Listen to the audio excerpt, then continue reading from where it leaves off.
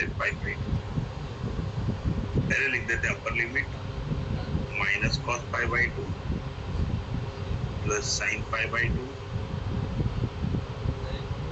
Minus, अब लिख देते हैं upper limit lower limit minus cos 0 plus sin 0, क्या मिल जाएगा हमें माइनस cos π/2। मुझे बताओ माइनस cos π/2 क्या होता है? cos π/2 साइन और cos के टेबल आपको लिखा है कई बार, मालूम होना चाहिए। cos π/2 कितना होता है? 0। sin π/2 कितना होता है? 1। cos 0 कितना होता है? 1। और sin 0 क्या होता है? 0। सिंपल, हमने वैल्यू पुट कर दिया, इसको सिंप्लीफाई कर देना है। क्या हो जाएगा? 0 plus 1 1 minus of minus 1 plus 1 is equals to 1 plus 1 कितना मिल गया हमें? 2। नोट कर लीजिए इसको भी। सिर्फ इतना आना चाहिए हमें इंटीग्रेशन, जितना हमने डिफरेंशिएशन इंटीग्रेशन पढ़ा है उसके बेसिस पर हम कई सारे क्वेश्चन सॉल्व कर सकते हैं।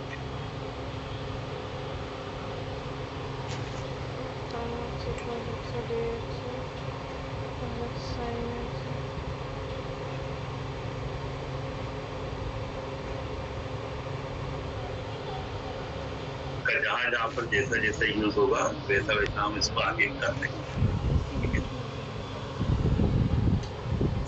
चलो काइनेमेटिक्स में इसका यूज देखते हैं क्या है। काइनेमेटिक्स में अभी तक क्या क्या पढ़ चुके हैं एक बार वो बता देता हूँ मैं।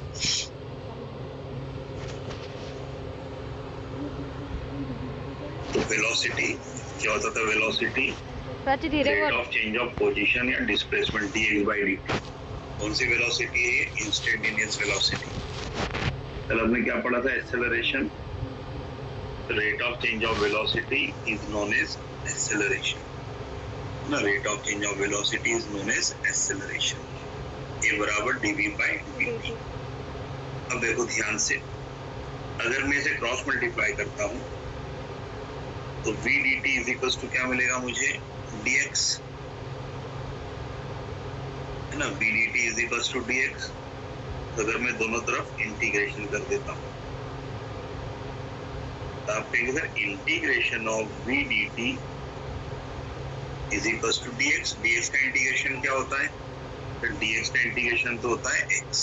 अगर मैं लिमिट भी लगा देता हूं जैसे dt है तो initial time t1 final time t2, initial position x1 final position x2। तो यहाँ तो t1 से लेकर t2 टाइम तक। और dx का इंटीग्रेशन क्या होता है? x ना। 1 dx का क्या हो जाएगा? 1x, 2 dx का 2x। लिमिट लगा देता हूं मैं लोअर लिमिट और ये अपर लिमिट। क्या मिल गया मुझे? Integration of v dt initial time से फाइनल टाइम तक, अपर लिमिट माइनस लोअर लिमिट मतलब x2 माइनस x1। क्या होता है x2 minus x1? Delta x मतलब डिस्प्लेसमेंट।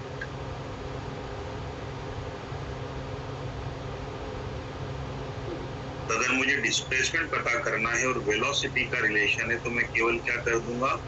v dt को प्रॉपर लिमिट के साथ में सॉल्व कर दूंगा। क्या लिख देता हूँ अलग से फॉर्मूला कि सर डेल्टा x मतलब डिस्प्लेसमेंट अगर मुझे निकालना है तो उसका फॉर्मूला मिल गया मुझे इंटीग्रेशन ऑफ v dt। अगर आपके पास में वेलोसिटी का इक्वेशन है t के टर्म्स में तो उसका इंटीग्रेशन करने से आपको क्या मिल जाएगा? डिस्प्लेसमेंट। तो ऑब्वियस बात है कि सर डिस्प्लेसमेंट का डिफरेंशिएशन वेलोसिटी है तो वेलोसिटी का इंटीग्रेशन डिस्प्लेसमेंट ही होगा। सिमिलरली इसको अगर मैं क्रॉस मल्टीप्लाई करता हूं क्या मिलेगा मुझे? a dt is equals to dv। Integrate कर देता हूं a dt integration of dv। dv में लिमिट लगा देता हूँ initial velocity v1 final velocity t।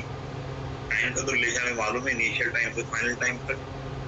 क्या मिला मुझे? Integration of a dt is equals to v1 से v2। तो dv का इंटीग्रेशन तो हो गया v, नीचे लोअर लिमिट और अपर लिमिट। तो क्या मिला? Integration of a dt is equals to upper limit minus lower limit मतलब चेंज इन वेलोसिटी। तो हमें डायरेक्ट फॉर्मूला मिल गया कि चेंज इन वेलोसिटी पता करना है तो हम कैसे पता कर लेंगे, इंटीग्रेशन ऑफ ए dt। चार फॉर्मूले मिल गए हैं आपको, b बराबर dx by dt, a बराबर dv by dt, डिस्प्लेसमेंट का डिफरेंशिएशन, वेलोसिटी मिल जाएगा, वेलोसिटी का इंटीग्रेशन डिफरेंशिएशन मिल जाएगा। सिमिलरली वेलोसिटी का डिफरेंशिएशन एक्सेलरेशन है, तो एक्सेलरेशन का इंटीग्रेशन भी वेलोसिटी। इसमें भी अगर आप देखो मैं इन दोनों फॉर्मूले को डिवाइड करता हूँ, a is equals to dv by dt और v is equals to dx by dt। क्या हो जाएगा, dt से dt cancel, a upon v is equals to dv by dx। v को उधर क्रॉस मल्टीप्लाई कर देता हूँ, a is equals to v dv by। तो ये 5 फॉर्मूले हैं आपके पास में, ये 5 फॉर्मूले से आपके motion in a straight line के सभी क्वेश्चन सॉल्व हो जाएंगे। और आगे लगभग हर चैप्टर में हमें इनका भी काम पढ़ने वाला है। वेरी इंपॉर्टेंट फॉर्मूले। तो आपका काम है कि आप एनसीईआरटी और मॉड्यूल में से काइनेमेटिक्स के लगभग सभी क्वेश्चन सॉल्व कर सकते हैं। जहां भी दिख गया है कि सर हमें पोजीशन टाइम के टर्म्स में दे रखा है, वेलोसिटी टाइम्स के टर्म्स में दे रखा है, या एक्सेलरेशन टाइम के टर्म्स में दे रखा है, तो समझाया था मैंने इसका मीनिंग क्या होता है। अगर आपको वेलोसिटी टाइम फंक्शन मालूम है, एटी टाइम फंक्शन मालूम है, डिस्प्लेसमेंट टाइम फंक्शन मालूम है, तो इन फॉर्मूले की मदद से आप सभी क्वेश्चन सॉल्व कर सकते हैं। एक एग्जांपल मैं देता हूँ।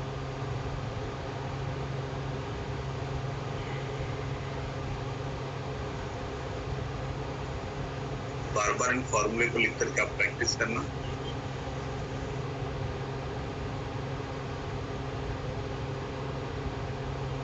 मान लीजिए पार्टिकल स्ट्रेट लाइन में मूव कर रहा है,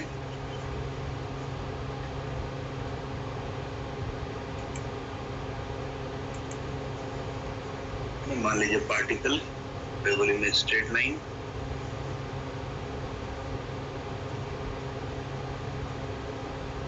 particle travel in straight line,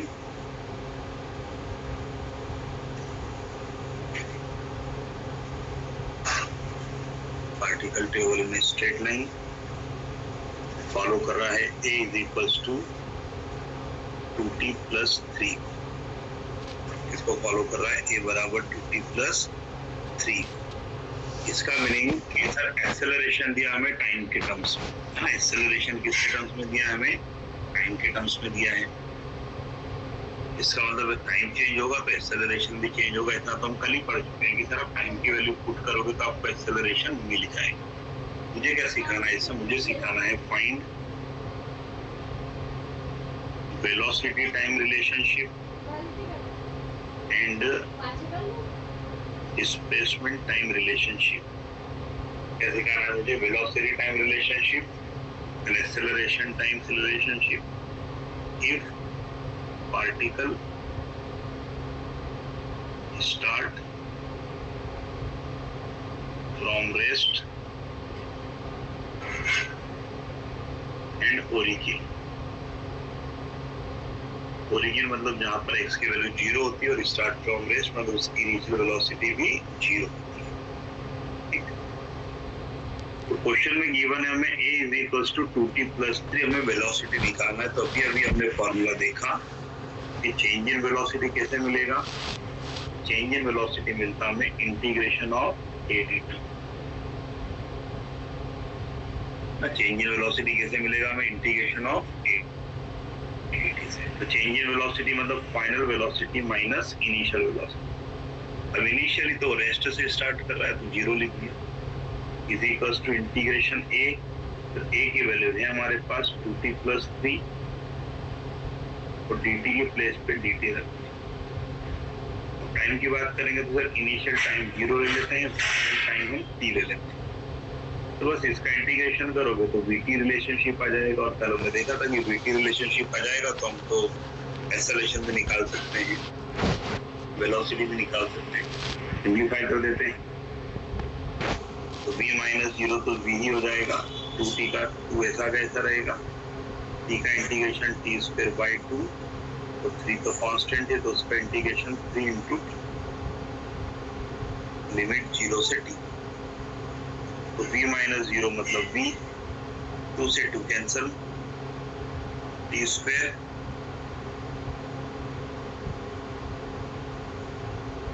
t की जगह t रख देंगे तो फिर t स्क्वायर ही रहेगा, t की जगह t रख देंगे तो 3t रहेगा, माइनस 0 का स्क्वायर 0 होगा, 3 इंटू 0 भी 0। क्या मिल गया हमें, मिल गया v is equals to t square plus 3t। तो ये हमने इंटीग्रेशन की मदद से एक्सेलरेशन टाइम रिलेशनशिप मालूम था, तो हमने वेलोसिटी टाइम रिलेशनशिप पता कर। तो कुछ क्वेश्चन दूंगा तो ओरल कर लेंगे। बताओ इनिशियल वेलोसिटी सर 0, 1 सेकंड पर वेलोसिटी t की वैल्यू 1 पुट कर देंगे, 2 सेकंड पर वेलोसिटी t की वैल्यू 2 पुट कर देंगे। आई बात समझ में? अब हमें कुछ v की रिलेशनशिप तो मिल गया, हमें xt भी निकालना है। तो xt के लिए अभी फॉर्मूला बताया मैंने, displacement is equals to integration of v, क्या होगा, delta x is equals to integration of v। Delta x मतलब final position minus initial position. तो आपको कह रहे हैं कि ओरिजिन से स्टार्ट कर रहा है, अब ओरिजिन से स्टार्ट कर रहा है तो क्या मिल गया हमें, ओरिजिन से स्टार्ट कर रहा है तो 0, फाइनल माइनस इनिशियल तो x माइनस 0। चलो v क्या है, v की वैल्यू t स्क्वायर प्लस 3, बस इंटीग्रेट कर देते हैं, इनिशियल टाइम 0 और फाइनल टाइम t, तो x माइनस 0 तो x मिल गया, t स्क्वायर का इंटीग्रेशन आप ही जानते हैं क्या होगा, t स्क्वायर का डिफरेंशिएशन t क्यूब बाई 3, अब 3 ऐसा का ऐसा और t का integration t square by 2 x की power n plus 1 upon n plus 1। Upper limit put कर देंगे t और लोअर लिमिट पुट कर देंगे 0। क्या मिल गया हमें, x is equals to t cube by 3 plus 3t square by 2। Note कर लीजिए। समझाने की बात बस इतनी है कि अगर एक्सेलरेशन टाइम का हम इंटीग्रेशन कर देंगे तो वेलोसिटी टाइम मिल जाएगा, तो वेलोसिटी टाइम का इंटीग्रेशन कर देंगे तो डिस्प्लेसमेंट टाइम मिल जाएगा। तो इनका क्या यूज है काइनेमेटिक्स में, ये हमने पिछली क्लास में देखा भी। तो आपका काम है जितने भी क्वेश्चन कैलकुलस से रिलेटेड है काइनेमेटिक्स के, अब आपको सॉल्व करना है और क्लास में मुझसे डाउट पूछ लेना है, ठीक है।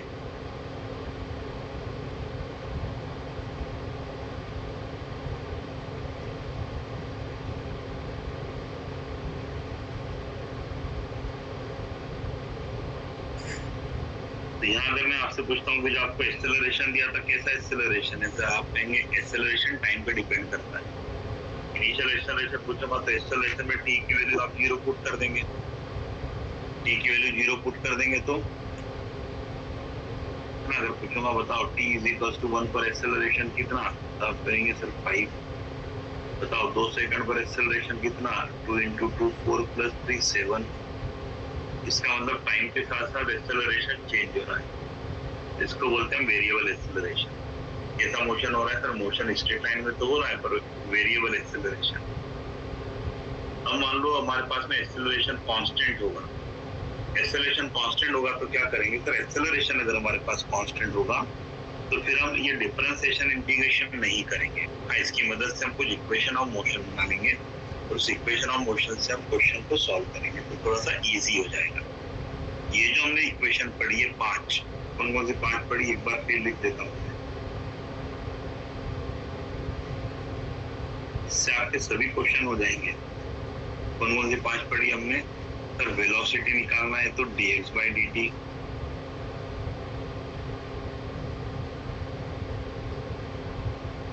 एक्सेलरेशन निकालना है तो dv by dt, दोनों को डिवाइड करते हैं तो acceleration v dv by dx भी हो जाता है। डिस्प्लेसमेंट निकालना है तो इंटीग्रेशन ऑफ v dt, तो अगर मुझे चेंज इन वेलोसिटी निकालना है तो इंटीग्रेशन ऑफ at, है ना। तो डिफरेंशिएशन इंटीग्रेशन से सभी क्वेश्चन तो हमारे हो ही जाएंगे। पर अगर मान लीजिए आपको कुछ ऐसी सिचुएशन आ जाती है कि सर जहाँ पर एक्सेलरेशन कांस्टेंट दे रखा है, अब एक्सेलरेशन कांस्टेंट दे रखा है तो हम क्या करेंगे, हम कुछ इक्वेशन ऑफ मोशन है उसको डायरेक्ट सॉल्व कर लेंगे। तो पहले हम उसको डिराइव कर लेते हैं क्योंकि आपको स्कूल के हाथ कर लिया, इस बोर्ड एग्जाम में पूछा जाता है। क्या कर रहे हैं हम ऐसे मोशन की स्टडी करेंगे जहां पर एक्सेलरेशन कांस्टेंट होता है। Motion in which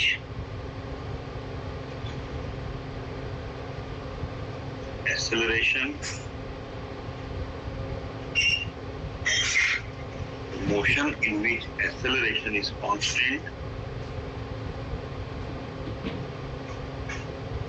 motion in which acceleration is constant is known as, जानते हैं आप उसको क्या बोलते हैं, is known as uniform accelerated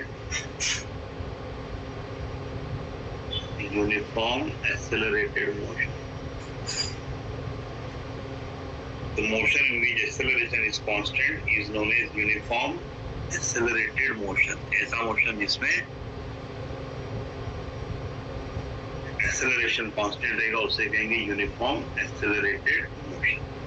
तो यूनिफॉर्म एक्सेलरेटेड मोशन के क्वेश्चंस के लिए आपको डिफरेंशिएशन इंटीग्रेशन नहीं करना है, डायरेक्ट सॉल्व कर सकते हैं। पर एग्जाम में पूछा जाता है इक्वेशन ऑफ मोशन हमें डिराइव करना है यूजिंग कैलकुलस। तो एक बड़ा सिंपल सा एग्जांपल लूंगा मैं।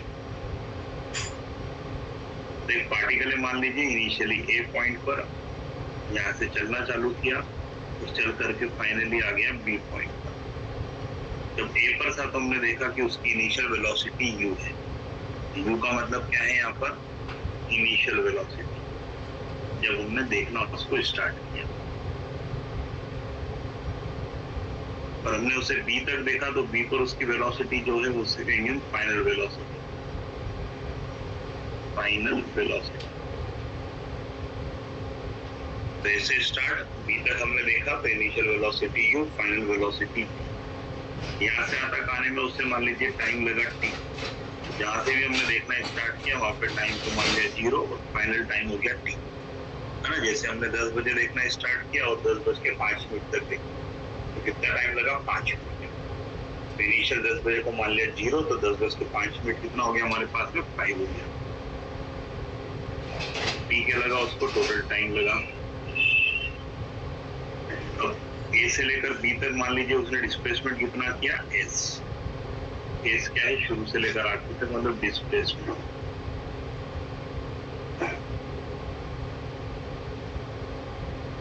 तो यहाँ पर इनिशियल पोजीशन 0 मान लेते हैं कि ओरिजिन से स्टार्ट किया तो एस ट्रेवल किया तो फाइनल कहां तक आ गया, वो एस तक आ गया। तो इस पूरे मोशन में मान लेते हैं कि एक्सेलरेशन कांस्टेंट है। तो क्या पढ़ रहे हैं हम, ऐसा मोशन पढ़ रहे हैं सर जहां पर एक्सेलरेशन कांस्टेंट होगा और इक्वेशन ऑफ मोशन हम डिराइव कर रहे हैं यूजिंग द डिफरेंशिएशन या कैलकुलस में। एक बार हमारे पास में फॉर्मूले आ जाएंगे फिर हम उसके क्वेश्चन भी आज ही कर सकते हैं। पर एग्जाम में जनरली पूछा जाता है, आपको स्कूल एग्जाम खास करके बात करूं मैं, कि derive the equation of motion using calculus में। हम क्या कर रहे हैं, derive equation of motion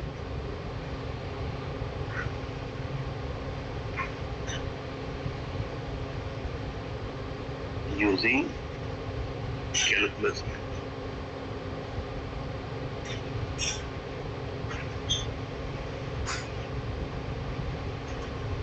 Derive equation of motion using calculus method.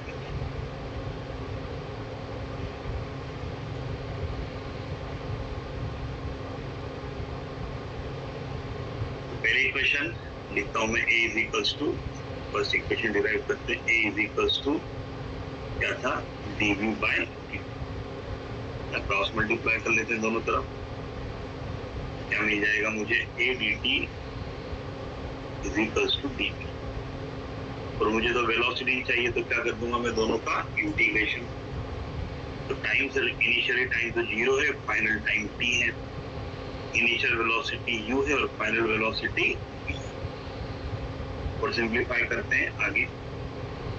तो a सर, a तो कांस्टेंट है, तो हमने पढ़ा है कि कांस्टेंट का इंटीग्रेशन क्या होता है, कांस्टेंट इनटू x। तो ए का इंटीग्रेशन क्या होगा, a इंटू एक्स, पर एक्स नहीं लिखेंगे हम, t लिखेंगे। तो dx होता है तो x dt लिखा है तो क्या लिखेंगे, t। इधर dv का इंटीग्रेशन मतलब 1 इंटू dx का इंटीग्रेशन x होता है तो 1 इंटू dv का कितना हो जाएगा, v हो जाएगा। तो अब हम लिमिट भी पुट कर देंगे, यहाँ पर है 0 से लेकर t, यहाँ तक के u से लेकर के v। तो लिमिट पुट कर देते हैं तो upper limit a into t, lower limit a into 0, यहाँ अपर लिमिट v और लोअर लिमिट u। तो क्या होगा, माइनस यू इधर आ जाएगा तो प्लस यू हो जाएगा, तो u plus 80 is equals to, इसे ही कह देंगे हम फर्स्ट इक्वेशन ऑफ मोशन। जैसे सभी क्वेश्चन जहां पर आपको लगता है कि एक्सेलरेशन कांस्टेंट है, पार्टिकल स्ट्रेट लाइन में मूव कर रहा है, वहां पर हम डिफरेंशिएशन इंटीग्रेशन नहीं करेंगे, हम डायरेक्ट लिख देंगे इक्वेशन v बराबर u प्लस 80। नोट कर लीजिए।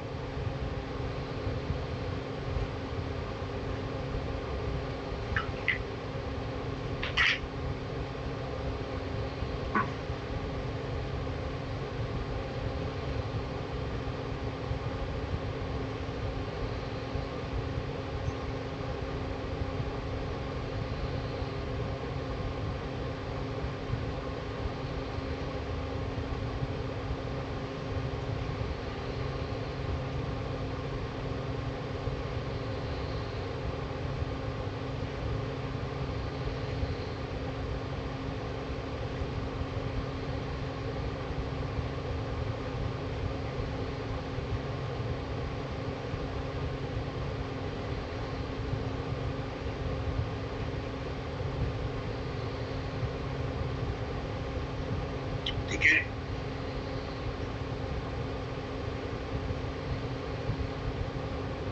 तो सेकंड इक्वेशन डिराइव करते हैं डिस्प्लेसमेंट के लिए। तो क्या फॉर्मूला हमारे पास में, sir v is equals to dx by dt। फिर क्रॉस मल्टीप्लाई कर देते हैं, क्या मिल जाएगा हमें, v dt is equals to dx। Integrate कर देते हैं तो टाइम तो 0 से लेकर के t तक है। पोजीशन, सर इनिशियल पोजीशन 0 थी और फाइनल पोजीशन s थी। इनिशियली 0 से स्टार्ट किया था, फाइनली कहाँ चला गया था, s पर।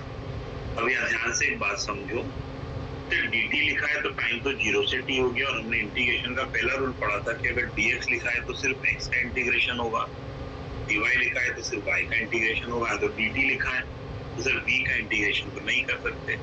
हाँ, v कांस्टेंट होता तो v इंटू टी लिख देते, जैसे a को करा था हमने a इंटू टी, 3 का करेंगे तो 3 इंटू टी, तो कांस्टेंट का तो हो जाएगा।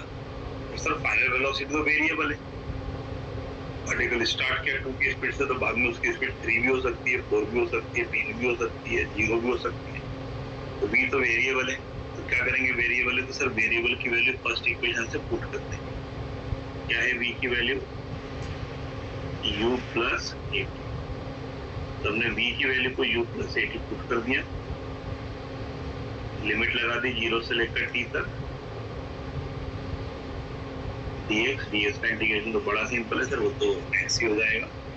तो सिंप्लीफाई करके अच्छे से समझना, u तो कांस्टेंट है, इनिशियली वेलोसिटी तो कांस्टेंट है। अगर इनिशियली रेस्ट से स्टार्ट हुआ तो हमेशा u की वैल्यू 0 रहेगी, इनिशियली 1 से स्टार्ट हुआ तो हमेशा u की वैल्यू 1 होगी।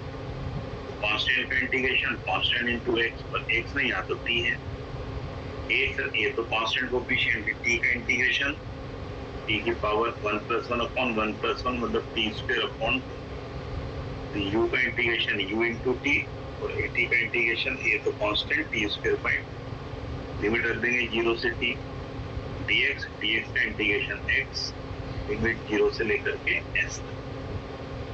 तो लिमिट पुट करना, अपर limit minus lower limit, upper limit put कर देंगे तो u t plus half a square, lower limit put कर देंगे तो 0 ही है, तो प्लस अपर लिमिट पुट कर देंगे तो s माइनस 0। तो क्या मिल गया हमें, ut plus half a square is equal to s।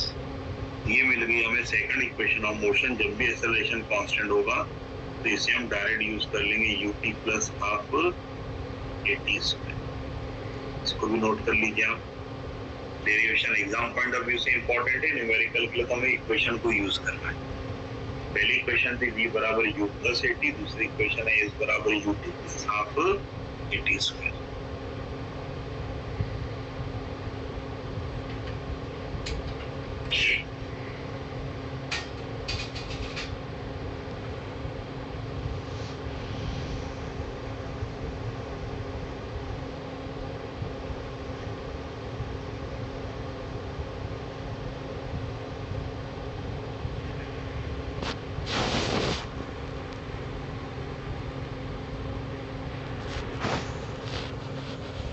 लिख लीजिए।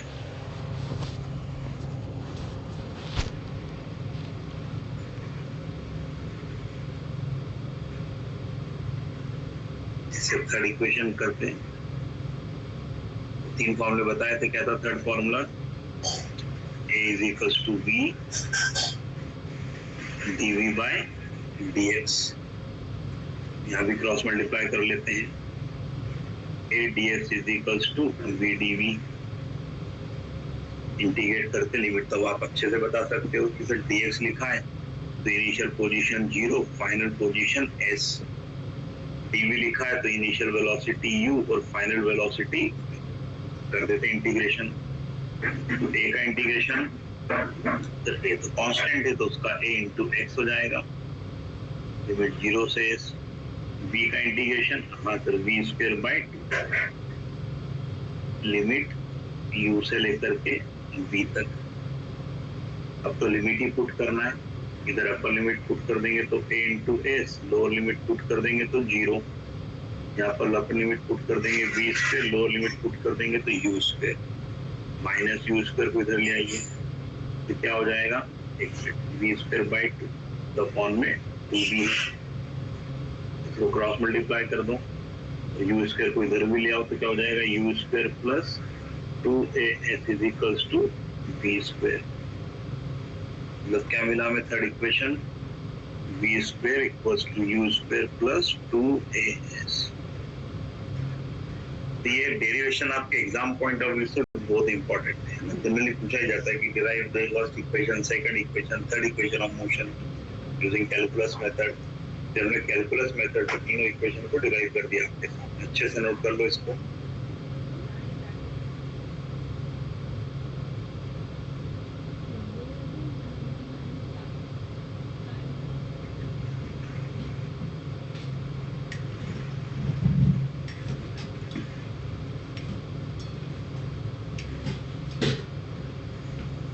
अब इससे रिलेटेड न्यूमेरिकल आपको सबसे ज्यादा मिलेंगे। आज भी टाइम है आपके पास में, कल भी टाइम है, मंडे भी टाइम है, ट्यूसडे भी टाइम है। 4 दिन का मैं आपको टाइम देता हूँ कि 4 दिन के अंदर हमें एनसीईआरटी और मॉड्यूल के motion in one dimension straight line के सभी क्वेश्चन सॉल्व करने। इसके बाद में तो केवल 2 ही टॉपिक बचेंगे, ग्राफ और मोशन अंडर ग्रेविटी। कल परसों 2 दिन के अंदर हम इसको खत्म भी कर देंगे। तो नेक्स्ट 4 दिन के अंदर अब आपका सबका टारगेट हो जाना चाहिए सर हम मैक्सिमम क्वेश्चन कर लेंगे एनसीईआरटी के और मॉड्यूल के, और डाउट भी पूछ लेंगे। पूरे क्वेश्चन ना कर पाओ पर मैक्सिमम क्वेश्चन जरूर ट्राई करना, सभी टॉपिक के 2-4 क्वेश्चन।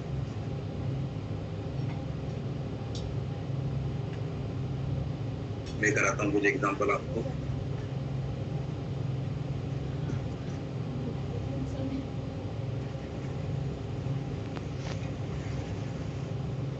लिखो एक एग्जाम्पल।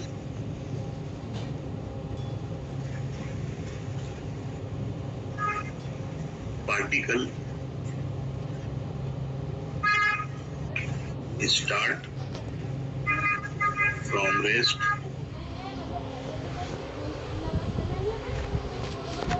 with constant acceleration सही बना with constant acceleration of 6 meter per second square जी कहीं बना find। देखो क्वेश्चन कैसा कैसा बन सकता है। फाइंड सर जी वहाँ 2-3 रखी दो वेलोसिटी बस हटता है। 3 सेकंड। उसको अच्छी रिवर मस्त फाइंड एक्सेलरेशन। ठंड लग रही होता है। एक्सेलरेशन तो कांस्टेंट ही है। Find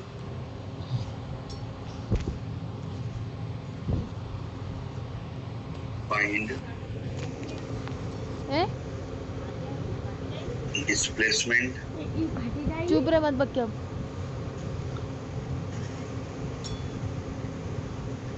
find displacement after 4 second. कैसा बन सकता है? फाइंड वेलोसिटी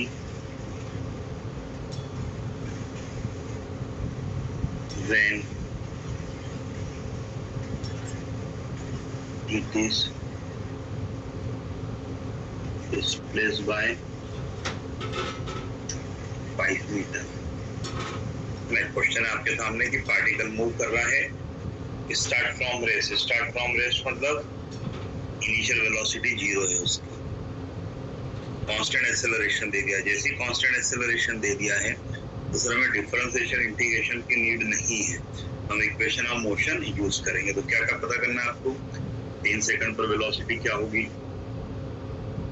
4 सेकंड के बाद में उसका डिस्प्लेसमेंट क्या होगा, और जब वो 5 मीटर से डिस्प्लेस हो जाएगा तो 5 मीटर से डिस्प्लेस होने पर उसका वेलोसिटी क्या होगा। तो आप पढ़ते समझ में आ रहा है कि सर जैसे हमने क्वेश्चन पढ़ा तो क्वेश्चन पढ़ते से कहा है कि स्टार्ट फ्रॉम रेस्ट। एक इंफॉर्मेशन मिल गई हमें, उसका u इज 0 है। जब भी आप काइनेमेटिक्स के क्वेश्चंस पढ़ोगे तो क्वेश्चन में आपको सबसे पहले ध्यान देना है कि गिवन क्या क्या है वो लिख लेना है। उसके बाद फाइंड ही क्या करना है बस वो लिख लेना है। तो जो गिवन है और जो फाइंड करना है उसके बीच में सोचना है कि कोई फॉर्मूला है क्या हमारे पास।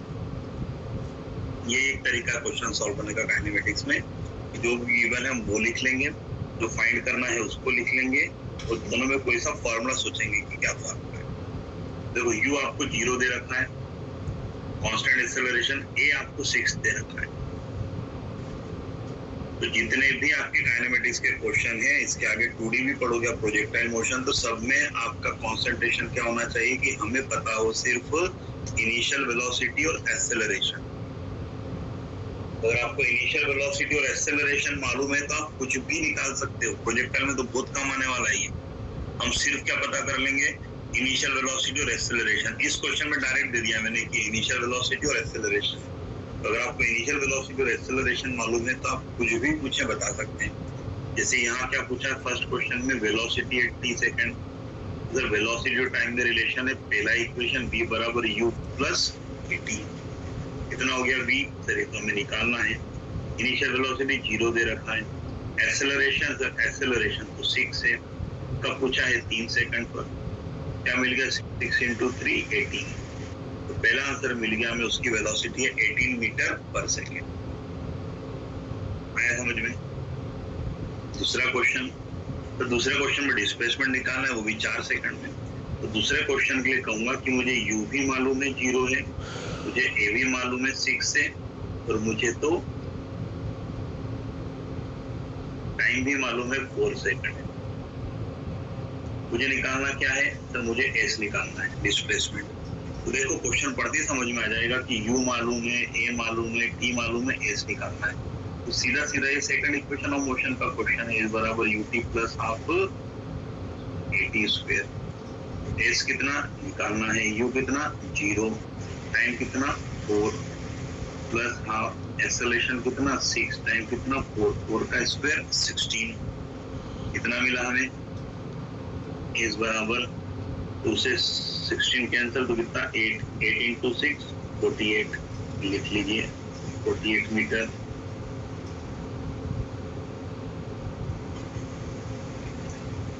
में कैसा कहाँ इक्वेशन का यूज होगा? बिल्कुल सिंपल बेसिक एग्जांपल दिया है मैंने। आप न्यूमेरिकल प्रैक्टिस करोगे तो पता लगेगा कि कैसे कैसे यूज कर सकते हैं। थर्ड क्वेश्चन में फाइंड वेलोसिटी है। थर्ड क्वेश्चन को देखो, हमें क्या क्या मालूम है? सर हमें u मालूम है 0 है, हमें a मालूम है 6 है। तो पूछा कि जब डिस्प्लेसमेंट 5 हो जाएगा, डिस्प्लेसमेंट 5 हो जाएगा मतलब मुझे डिस्प्लेसमेंट भी मालूम है। u मालूम है, a मालूम है, इस मालूम, मुझे b निकालना है। तो जैसे ही पता चला कि v निकालना है तो इक्वेशन दिमाग में आ जाएगी कि इधर v square equals to u square plus 2as करना है। तो v square is equals to u square मतलब 0 स्क्वायर प्लस 2 इंटू a कितना है 6, डिस्प्लेसमेंट 5, कितना मिल गया हमें 6 इंटू 2 12, 12 इंटू 5 16 मीटर पर सेकेंड। सिंपल सा एग्जांपल है आपके सामने। बेसिकली सारे क्वेश्चन ऐसे ही होंगे, बस हमें फाइंड करना होगा कि u कहां से मिलेगा, a कहां से मिलेगा, क्या क्या दे रखना है। सबसे ज्यादा प्रैक्टिस इस चैप्टर में आपको ये 3 इक्वेशन ऑफ मोशन की ही करना है।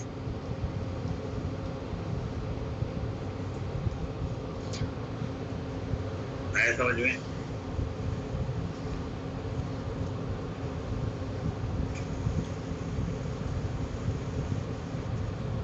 अब इसमें छोटी सी बात जो मैंने आपको बताई थी कि difference between distance and displacement, तो उसमें एक बात कही थी कि सर डिस्टेंस में डायरेक्शन का ध्यान नहीं रखते बट डिस्प्लेसमेंट में रखते हैं। डिस्टेंस एक स्केलर क्वांटिटी, डिस्प्लेसमेंट एक वेक्टर क्वांटिटी।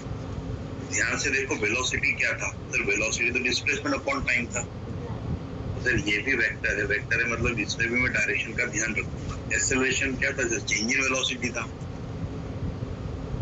मतलब ये भी वेक्टर है, इसमें भी मैं डायरेक्शन का ध्यान रखूंगा। डिस्प्लेसमेंट तो आपको मालूम है वेक्टर का, डायरेक्शन का ध्यान रखेंगे। अब जब हम बात कर रहे हैं मोशन इन वन डायमेंशन, सबसे अच्छी बात है कि motion in one dimension, motion in straight line है, तो स्ट्रेट लाइन में जब जाएंगे फॉर एग्जांपल आप हॉरिजॉन्टली जा रहे हैं, हॉरिजॉन्टली मतलब लेफ्ट या राइट, तो राइट डायरेक्शन को ले लेना पॉजिटिव और लेफ्ट को ले लेना नेगेटिव। तो पार्टिकल राइट की तरफ शिफ्ट होगा तो कहेंगे डिस्प्लेसमेंट पॉजिटिव, पार्टिकल राइट में जाएंगे तो वेलोसिटी पॉजिटिव, पार्टिकल लेफ्ट में डिस्प्लेस होगा तो डिस्प्लेसमेंट नेगेटिव, पार्टिकल लेफ्ट में जाएगा तो वेलोसिटी नेगेटिव। ठीक है, इसमें मोशन अंडर ग्रेविटी भी पढ़ेंगे तो वाई एक्सिस पे भी मोशन होगा ऊपर या नीचे, तो ऊपर की डायरेक्शन को हम प्लस ले लेंगे और नीचे की डायरेक्शन को माइनस ले लेंगे। तो पार्टिकल नीचे से ऊपर गया तो डिस्प्लेसमेंट पॉजिटिव, ऊपर की तरफ जा रहा है तो वेलोसिटी पॉजिटिव, पार्टिकल ऊपर से नीचे आ गया तो डिस्प्लेसमेंट नेगेटिव, नीचे की तरफ आ रहा है तो वेलोसिटी नेगेटिव। तो डिस्प्लेसमेंट और वेलोसिटी प्लस माइनस निकालना बड़ा इजी है कि सर राइट में गया तो पॉजिटिव और लेफ्ट में गया तो नेगेटिव। राइट में शिफ्ट हो गया तो डिस्प्लेसमेंट पॉजिटिव, राइट में जा रहा है तो वेलोसिटी पॉजिटिव। पर एक्सेलरेशन कैसे पता करें पॉजिटिव या नेगेटिव? तो एक्सेलरेशन का तो बिल्कुल बेसिक फॉर्मूला है, उसी से पता करना होगा हमने v minus u by t. Time तो हमेशा पॉजिटिव होता है, सब कुछ वेलोसिटी पे डिपेंड करेगा कि इनिशियल वेलोसिटी क्या, फाइनल वेलोसिटी क्या। तो फाइनल माइनस इनिशियल अगर पॉजिटिव आ गया तो positive acceleration, final minus initial अगर नेगेटिव आ गया तो नेगेटिव एक्सेलरेशन। तो एक्सेलरेशन का बेसिक मीनिंग है कि सर वो स्पीड बढ़ाने की कोशिश करता है। एक्सेलरेशन जनरली क्या करता है, कहीं भी अगर एक्सेलरेशन है तो वो स्पीड बढ़ाने के लिए ट्राई करेगा उस डायरेक्शन में। और अगर मान लीजिए उस डायरेक्शन में पार्टिकल ही नहीं जा रहा, पार्टिकल तो कोई और जा रहा है और अगर दूसरे डायरेक्शन में स्पीड बढ़ाना चाहता है तो वहां तो स्पीड डिक्रीज हो जाएगी, और जहां भी स्पीड डिक्रीज हो जाएगी तो उसे कहेंगे हम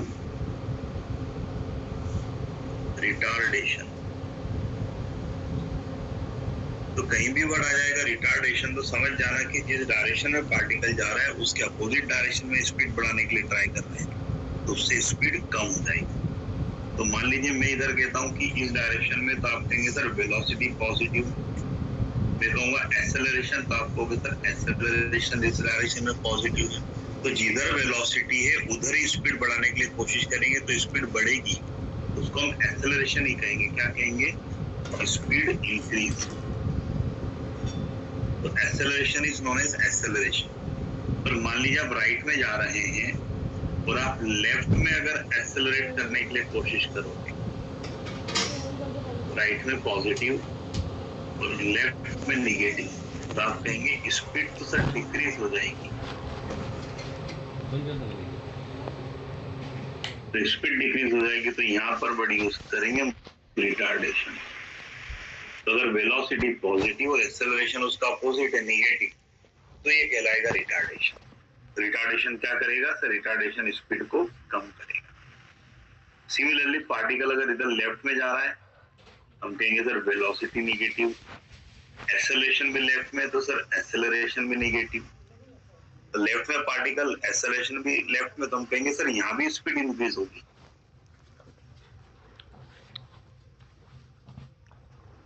और स्पीड इंक्रीज होगी तो ये एक्सेलरेशन ही कहलाएगा। नेगेटिव एक्सेलरेशन है, पर सर वेलोसिटी भी तो नेगेटिव। दोनों सेम डायरेक्शन में, तो स्पीड बढ़ेगी, यहाँ एक्सेलरेशन ही कहलाएगा। अरे यार की भागे ना। मान लीजिए पार्टिकल जा रहा है लेफ्ट में, सर वेलोसिटी तो नेगेटिव, तो आप उसकी स्पीड बढ़ाना चाहते हो राइट में, एक्सेलरेशन पॉजिटिव। तो इस केस में क्या होगा? इस केस में स्पीड डिक्रीज हो जाएगी, है ना। पार्टिकल जा रहा है लेफ्ट में और आप उसकी स्पीड राइट में बढ़ाना चाहते हो, धक्का दोगे तो सर उसकी तो स्पीड कम हो जाएगी। तो हम कहेंगे यहाँ पर एक्सेलरेशन क्या है? राइट में, वेलोसिटी लेफ्ट, तो स्पीड डिक्रीज। बेसिकली क्या है? तो आप कहेंगे रिटार्डेशन का बेसिक मीनिंग है स्पीड डिक्रीज करना। स्पीड कब डिक्रीज होगी? जब वेलोसिटी और एक्सेलरेशन अपोजिट होंगे। वेलोसिटी लेफ्ट, एक्सेलरेशन राइट, से retardation. Velocity right, acceleration left, retardation. तो कहीं भी वर्ड आगे आपको रिटार्डेशन हो रहा है तो वहां पर बिल्कुल ध्यान रखना पड़ेगा हमको साइन का, क्योंकि मोशन इन स्ट्रेट लाइन में जब भी वेलोसिटी आएगा, एक्सेलरेशन आएगा, डिस्प्लेसमेंट आएगा, तो साइन का बिल्कुल ध्यान रखना है। राइट में प्लस ले लेना, लेफ्ट में माइनस ले लेना। पर एक्सेलरेशन का साइन कैसे देखोगे? तो स्पीड बढ़ा रहा है कि स्पीड कम कर रहा है? स्पीड बढ़ा रहा है तो वेलोसिटी की डायरेक्शन और एक्सेलरेशन की डायरेक्शन सेम। वेलोसिटी प्लस तो एक्सेलरेशन प्लस, वेलोसिटी माइनस तो एक्सेलरेशन माइनस। और अगर स्पीड कम कर रहा है तो ये और वेलोसिटी की डायरेक्शन अपोजिट। बी पॉजिटिव तो ए निगेटिव, और ए पॉजिटिव तो बी निगेटिव। याद रहेगा साइन का कैसे ध्यान रखना है हमको। तो जब भी आप इसके न्यूमेरिकल करेंगे तो साइन का बिल्कुल खास ध्यान रखना आपको। वेलोसिटी, एक्सेलरेशन, डिस्प्लेसमेंट, क्योंकि ये वेक्टर क्वांटिटी है और स्ट्रेट लाइन में दो ही पॉसिबल डायरेक्शन है, या तो राइट लेफ्ट होगी या अप डाउन।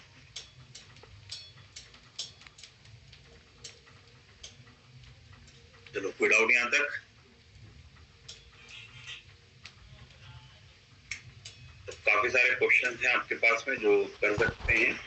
तो बिल्कुल आज, कल, परसों, नरसों, अब 4 दिन का टाइम है। ट्यूसडे इवनिंग तक आप इसको बिल्कुल कंप्लीट कर देंगे, ताकि वेडनेसडे मॉर्निंग से स्टार्ट करेंगे मोशन इन 2 डायमेंशन, और आप डाउट भी पूछ लेंगे। ठीक है,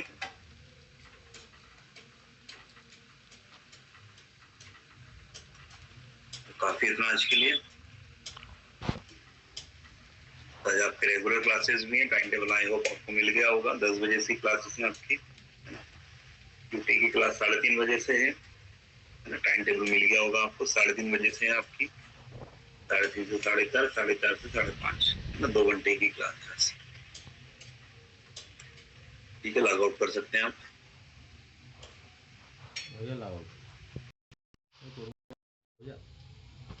कितने बजे की क्लास है? 3 बजे से? 10 बजे से।